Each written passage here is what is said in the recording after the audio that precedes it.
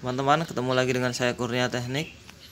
Video kali ini saya akan menjelaskan macam-macam komponen kulkas satu pintu ya, dan juga fungsinya. Ini ada banyak teman-teman ya, bisa kita lihat ya. Kita mulai dari pertama dulu ya teman-teman ya. Ini dia teman-teman, komponen utama pada kulkas satu pintu, yaitu ada kompresor ya teman-teman ya. Bisa kita lihat kompresor ya.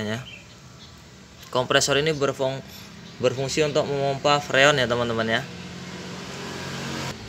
Jadi fungsi kompresor ini sangat penting di dalam kulkas satu pintu ya teman-teman ya, karena ini adalah komponen utama, mesin utama kulkas satu pintu, yaitu ini kompresornya teman-teman. Fungsinya memompa freon. Ini memompa freon, dipompa ke kondensor sampai ke filter, pipa kapiler, evaporator, kembali lagi ke sini. Ini fungsinya seperti itu ya teman-teman ya, kompresor ini. Untuk mendukung kinerja kompresor itu ada namanya overload dan PTC ya teman-teman ya. Itu sepasang itu teman-teman. Ini dia teman-teman overload yang saya katakan tadi. Overload ini berfungsi sama seperti sikring, kurang lebih seperti itu teman-teman.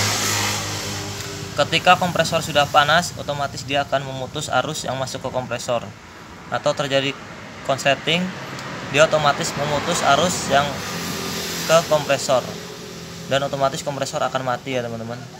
Jadi kalau kompresor sudah terlalu panas, ini otomatis overload ini memutus ya, dia istirahat dulu supaya kompresornya dingin dulu ya teman-teman. Lanjut teman-teman, pasangan overload ada PTC atau relay ya. Ini berfungsi untuk start awal kompresor. Jadi ketika kompresor hidup itu memerlukan PTC atau relay nih untuk start awalnya. Ada beberapa kulkas yang menggunakan kapasitor ya teman-teman ya, tapi untuk kulkas satu pintu ini jarang. Besok di lain waktu saya buatkan video untuk kulkas yang dua pintu. Ini kulkas satu pintu yang ada nih PTC ya teman-teman ya. Lanjut teman-teman, ini ada filter atau dryer. Ini berfungsi untuk menyaring. Nah, ini bunyi dalamnya ya, menyaring freon atau udara yang dipompa melalui kompresor tadi, melalui kondensor maksud saya ya. Ini filternya. Setelah melewati filter ini baru masuk ke pipa kapiler, baru kemudian ke evaporator ya teman-teman ya. Ini dia pipa kapiler teman-teman ya. Ini walaupun sekecil ini dalamnya bolong ya teman-teman.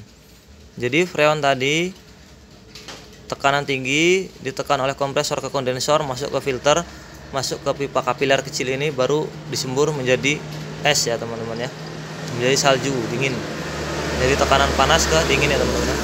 Ini pipa kapiler nih teman-teman, jelas ya. Selanjutnya ada evaporator nih teman-teman. Evaporator ini berfungsi untuk membuat beku atau dingin ya teman-teman ya, freon dari kondensor tadi masuk ke filter, masuk ke pipa kapiler, kemudian ke evaporator. Nah, di evaporator ini dia akan tekanannya rendah, beda dengan di kondensor tadi tekanannya tinggi ya teman-teman ya. Jadi freon yang dipompa tadi di sini berubah menjadi dingin. Nah, ini evaporator ini rata-rata berbahan aluminium, rawan bocor ya teman-teman ya. Buat ibu-ibu nih ya yang sering ya, kalau ngambil es tuh jangan dicongkel, karena ini evaporator ini rawan bocor. Kalau dicongkel ya akibatnya fatal, dia bocor, nanti freonnya akan habis ya teman-teman ya. Selanjutnya ini ada termostat teman-teman.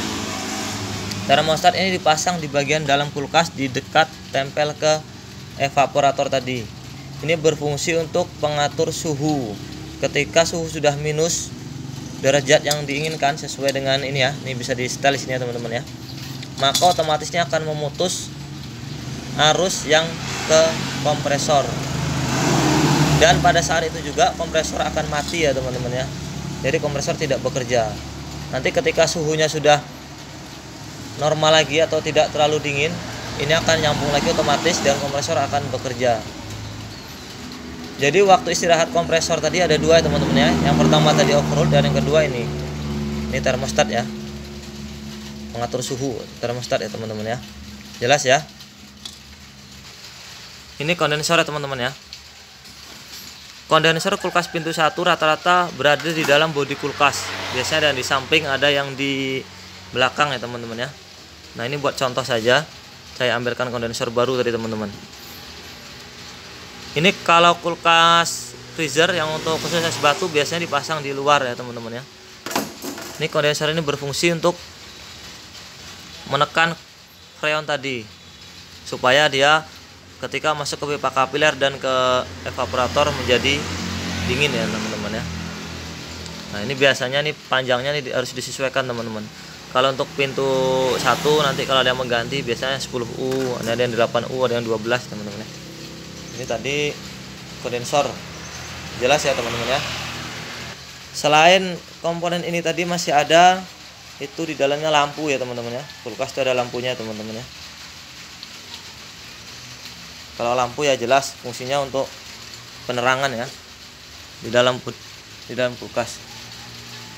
Nah, itu tadi teman-teman macam-macam komponen kulkas pintu 1 ya teman-teman ya.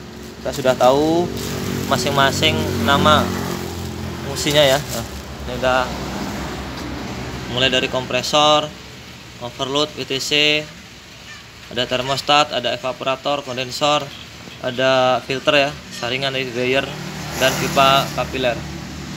Saya rasa sudah semua teman-teman. Terima kasih. Buat yang kurang jelas silahkan tanyakan di kolom komentar.